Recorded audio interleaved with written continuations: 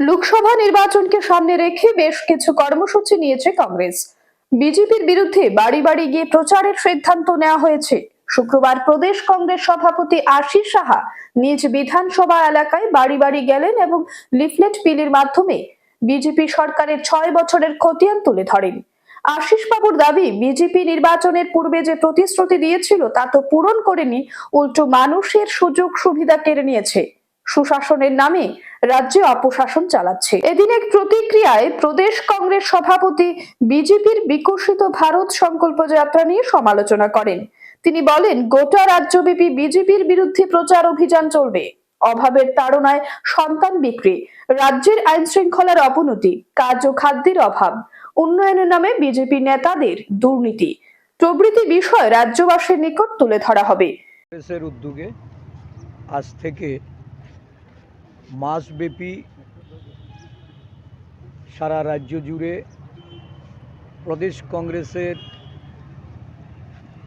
বিভিন্ন রাজ্যবাসীর সমস্যা, রাজ্যের আভ্যন্তরীণ আইন শৃঙ্খলা থেকে শুরু করে বিভিন্ন যে সমস্যা, এই সমস্যাগুলি তুলে ধরে এক প্রচারপত্রের মাধ্যমে বাড়ি বাড়ি আমাদের জনসংযোগ কর্মসূচি হাতে নেওয়া হয়েছে। এই জনসংযোগ কর্মসূচির মাধ্যমে আমরা রাজ্যের মানুষকে জাগ্রত করে আমাদের যে প্রচার অভিযান, এই অভিযান 1 মাসব্যাপী রাজ্য জুড়ে চলবে। আমাদের আজকে সমস্ত জেলা, ব্লক একসাথে একযোগে সারা রাজ্যব্যাপী এই প্রচারপত্র বাড়ি বাড়ি গিয়ে বিলি করবে।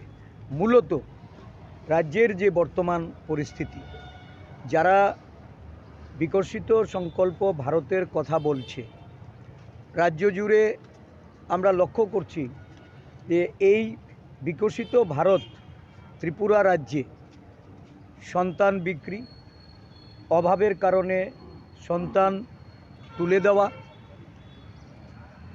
আত্মহত্যা, এই ধরনের ঘটনা রাজ্যের বিভিন্ন প্রান্তে ঘটে চলেছে।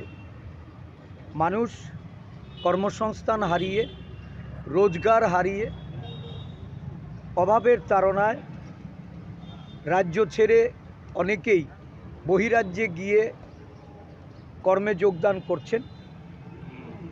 এই রাজ্যে একটা প্রশাসন যারা নেশার মুক্তর কথা বলে রাজ্যকে নেশায় ডুবিয়ে রাজ্যের যুব সমাজকে নেশাসক্ত করে এই রাজ্যের আইন শৃঙ্খলা থেকে শুরু করে সাধারণ মানুষের জীবনযাপনে একটা বড় প্রতিকূল পরিস্থিতি গত 6 বছরে তারা রাজ্যবাসীকে উপহার দিয়েছে। এদিনের বাড়ি বাড়ি প্রচার অভিযানে দলের নেতাকর্মীরাও সঙ্গে ছিলেন।